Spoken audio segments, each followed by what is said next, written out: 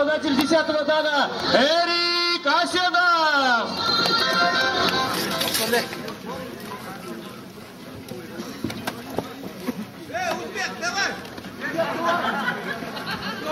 Пах не бьем, горло не бьем, пальцами в глаза не бьем, затылок не бьем. Лежачего ногами не добиваем, за сетку не хватаемся. Первый раунд полуфинального поединка весовой категории 65 килограммов.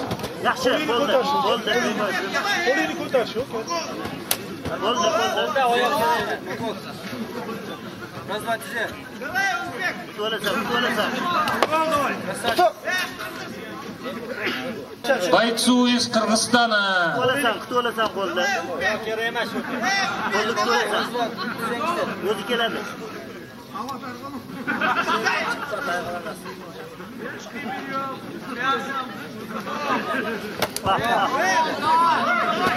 Замечание бойцу из Кыргызстана за удар в пах.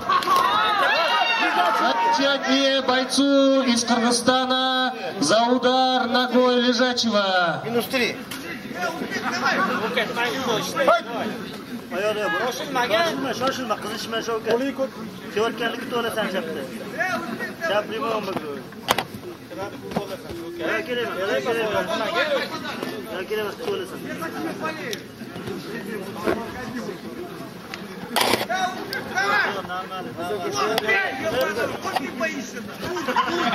Первый раунд второго полуфинального поединка весовой категории 65 килограммов. Поддержим бойцов, дамы и господа!